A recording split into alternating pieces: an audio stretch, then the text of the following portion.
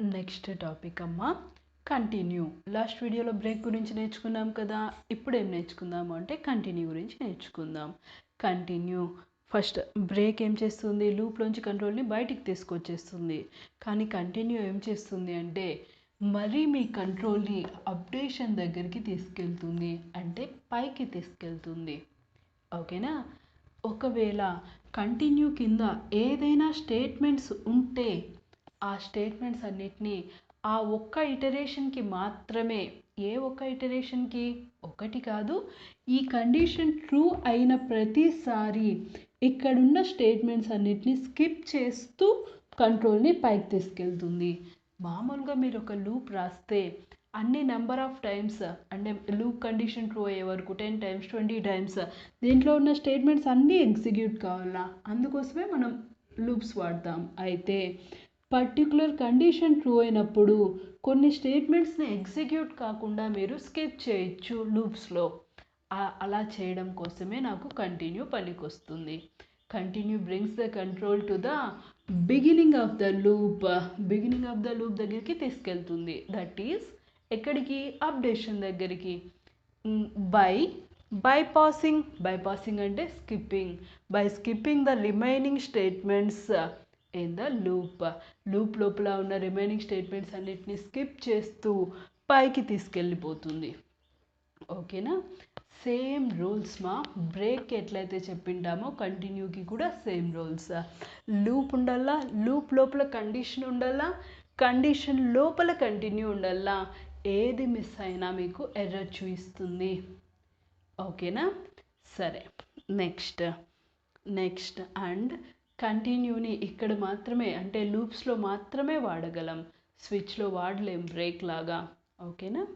సరే, నెక్స్ట్ నాకు 1 to 5 numbers కావాలా అనుకుంటున్నా. 1 2 3 4 5. అప్పుడు మీ కండిషన్ ఎలా రాసుకుంటారు, మీకు వచ్చు ఎలా? For I is equal to 1, I less than or is equal to 5, I plus plus. నా అవుట్పుట్లో మాత్రం 1 3 5 ఆడ్ నెంబర్స్ రావాలా అని నేను అనుకుంటున్నా. ఓకేనా. ఆడ్ నెంబర్స్ రావాలా అని నేను అనుకుంటానా. లేదా 1 to 50 లోపల మీకు ఆడ్ నెంబర్స్ కావాలి అన్నప్పుడు చూడండి మా, ఒకవేళ ఆడ్ నెంబర్స్ కావాలి అంటే ఇవన్నీ మనకేమైండాలా, వెళ్ళిపోయి ఉండాలా. అంటే ++ఏ 1 ఇంక్రిమెంటే జరుగుతూ ఉంటుంది. జరిగినప్పుడు ఎప్పుడైతే మనకి ఈ నెంబర్స్ వస్తాయో దానిని స్కిప్ చేస్తూ నెక్స్ట్ నెంబర్కి అప్డేషన్ జరిగిపోవాలి. దానికోసం నేను కంటిన్యూతో రాస్తున్నానమ్మా. ఫస్ట్ చూడండి, if I modulo division 2 is equal to 0, even number logic. అది గుర్తుందా? ఒకవేళ అది ఈవెన్ నెంబర్ అయితే నాకు ప్రింట్ కాకూడదు కదా. ప్రింట్ కాకుండా నేనేం రాస్తున్నా, కంటిన్యూ అంటే డైరెక్ట్గా ఎక్కడికి వెళ్ళిపోతుంది, అప్డేషన్, ప్రింటింగ్ జరగదు.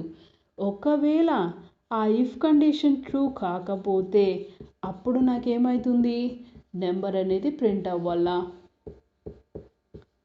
అంతే, simple. Odd numbers using continue. ఓకేనా. పాసిబుల్. దీన్ని ఎలా ట్రేస్ చేసి చూద్దామా ఒకసారి.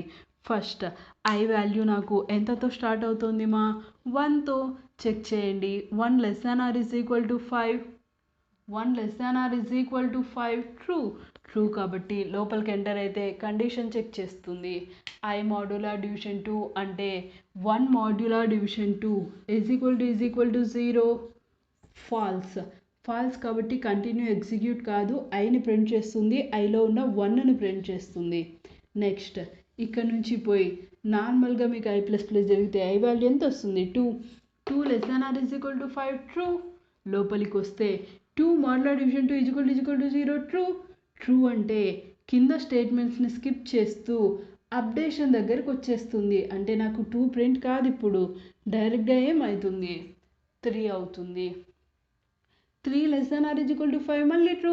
3 modulo division 2 is equal to 0 false కాబట్టి కంటిన్యూ ఎగ్జిక్యూట్ కాదు, ఐని ప్రింట్ చేస్తుంది, ఐలో ఉన్న 3ని. అలా కొన్నిసార్లు మీరు స్కిప్ చేయొచ్చు లూప్లో ఉన్న స్టేట్మెంట్స్ని. నెక్స్ట్ ఐ వాల్యూ ఎంత వస్తుంది మనకి 4 less than is equal to 5 true, 4 modulo division 2 is equal to 0 true కాబట్టి కంటిన్యూ అయిపోయి ఐ ప్లస్ ప్లస్ అంటే ఐ వాల్యూ ఎంత వస్తుంది 5 less than or is equal to 5 true, 5 modulo division 2 is equal to 0 false కాబట్టి ఐని print చేస్తుంది, ఐలో ఉన్న 5ని ప్రింట్ చేసేస్తుంది. ఓకేనా.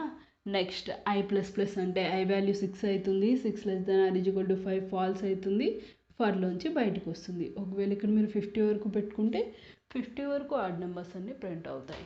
ఓకేనా.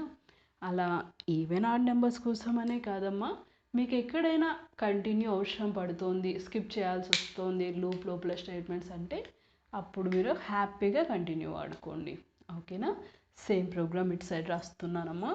For I is equal to ఎంత తీసుకుంటున్నా 1, I less than or is equal to 5, 1 increment I plus plus if I modulo division 2 is equal to 0 అప్పుడు నాకేం జరగాలని చెప్పిందాం కంటిన్యూ. ఓకేనా. నెక్స్ట్ అలా కాదు అంటే ఇఫ్ కండిషన్ ట్రూ కాకపోతే నేనేం చేసుకోవాలా printf %d \t, I. Next ఫర్ని క్లోజ్ చేయాలమ్మా, ఓపెన్ చేసాం కదా క్లోజ్ చేయాలా, క్లోజ్ చేసిన తర్వాత గెట్ సేజ్ పెట్టేసి మెయిన్ని క్లోజ్ చేస్తున్నా. సో ఫైనల్గా కంటిన్యూ ఎందుకు పనికి వస్తుంది, to bring the control to the updation point. ఏ లూప్లో అయినా వాడుకోవచ్చు, వైల్, ఫర్, డూ వైల్లో. ఓకేనా. సరే నెక్స్ట్ వేరే టాపిక్ చూద్దామా.